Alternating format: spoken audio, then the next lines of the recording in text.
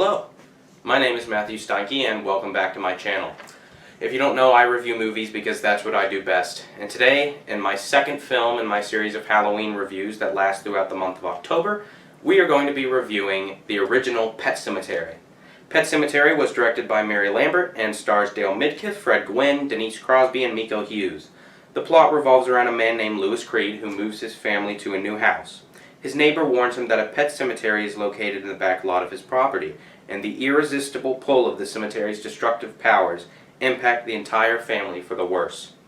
Alright, let's get right into the positives. The acting. Fred Gwynne is fantastic in this film as Lewis's neighbor, Judd Crandall. He plays the character with an extreme sense of tortured wisdom, and is wonderfully capable of pulling off the dramatic scenes alongside his more exposition-ridden dialogue. Dale Midkiff, though corny in some scenes, overall gives a strong performance as Lewis, balancing the humanity of the character with the abhorrent horror the character experiences. Miko Hughes also delivers an incredibly unsettling performance as the couple's youngest child, Gage Creed, who, if you've read the book, is quite a tragic character. The screenplay by the author of the original novel himself, Stephen King, is strong. He translates his book into the movie format quite well, hitting the most important beats of the story's dramatic weight with precision and accuracy. The dialogue is written well, and the tension in some scenes is done well too. I also think that the special effects are done well as well. I haven't been into gore or blood for quite some time now. In fact, I usually find it to be my least favorite part of modern horror films besides jump scares. But I know people like it a lot, so I will say that if you're looking for a film this Halloween just purely for buckets of blood and intestines and all that other stuff, Pet Sematary, in its few death scenes, does justice to your hopes and dreams. I just implore you to maybe look a little bit deeper. Alright, let's get comfortable because now we're getting into the negatives. The scares. This film has a couple of scenes with great tension, mainly the scenes involving Zelda, but otherwise this film never really got to me. The filmmaker seemed to hope that showing the audience image after image of the disturbing things described in the novel would inspire the same fear, or even more so, that came after reading the book. Instead, you just feel like the film doesn't trust you enough to imagine things for yourself, and decides to simply show you everything, even if it takes the fear out of the equation. Fear, to me, only works when it's describing the unknown. So making everything known takes the fear out entirely. Like I said, some parts of the story are translated into well-crafted scare sequences, especially the aforementioned Zelda. But most fall flat in the uncongratulatable motive to simply scare by shock. Shocking isn't scary, it's simply immoral for the sake of amorality, and the inability to make the audience to have any other reaction than shock, which contradicts the concept of a scare entirely. In other words, laziness for the sake of schlocky validation. The only other negative I have with the film is the rest of the acting that I haven't mentioned. Some actors seem completely wooden, while others act their hearts out, which makes for some almost comical line readings in completely immature moments. In a moment of sheer desperation and loss, an off-sounding line read can completely take the audience out of the moment, and instead of fear, you get mockery.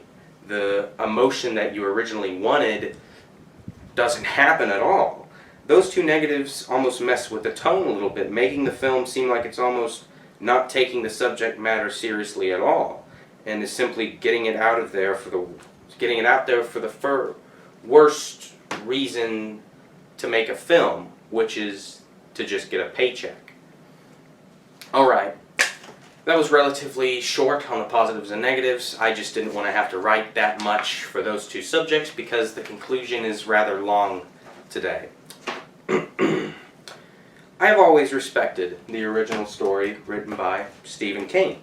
It's so realistically terrifying and touches on subjects people only ponder about in their deepest crevices of the subconscious.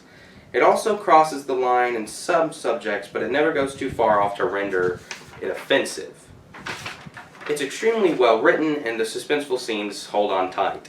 So when I heard this film existed, I was terrified at the thought of seeing so many of these horrifying scenes in real life, or as real as films can translate fiction. When I finally watched it with a colleague of mine, we found ourselves doing the one thing I never hoped to do in a serious film: cracking jokes. It had turned from a film I was hoping to get scared by into a film that I purposely find on Netflix to make fun of with friends. And as I had a good time, I wondered what went wrong with the film. Sure, it had small flaws like the acting and certain scenes, but overall, it had no reason not to be amazing. Stephen King himself had given them the blueprint for this film. All they had to do was follow it to get a good result. Instead, something got muddled, and instead of fear, we got confusion. The film's strange distrust toward the audience completely isolated me from any sort of engrossment or fixation I could have, besides the enjoyment of making fun of a film which is in no way respectful or hopeful of a result. But it's a fun one anyways. When asked to review this film, I was extremely excited because I always assumed that I liked it. I liked it because of my immense enjoyment of it on my first viewing, and as I watched it again, the problem surfaced. I went in excited to revisit this film that I had watched a long time ago, that I thought I had loved, but as I watched it, some things that I had blurred over just because I was having such a good time started arising again. And my original thoughts began to dissipate entirely. It's well made visually, with certain suspenseful scenes acting as a sort of alarm to keep your attention on the screen, with Zelda being one of the greatest Stephen King characters ever put onto celluloid. But beyond the aspects that keep a toddler fixated on the screen, any discussions or emotional resonance with the film is non-existent. You go out exactly the same as when you went in, with maybe a few images seared into your mind that you wish weren't. In a strange, sort of ironic way, it's almost like the original novel was buried in the ever-mentioned Pet Sematary, and the result that crawled out of the broken earth was this film. Empty and soulless, showing nothing that resembles its former self besides face value. And if you expect me to say something even remotely praising about the remake, I mean, I even got to see that one in theaters, and it's almost just as bad. The acting's just a little bit better, and I think it's a little bit scarier. But Halloween isn't about discovering the next treasure of the Sierra Madre. It's about having spooky fun. And if you're like me and you like to watch horror films on Halloween, this one should do fine. I know some people love this film, and I understand why. My hope as a critic is never to stop you from liking a film you like. There are plenty of films that people hate that I love. If I don't like a film, that doesn't mean that you can't like it. It just means it's my personal opinion. I just don't have the same love for this film as others do. I love the book much more. It, to me, fits the definition of a scary film second to none.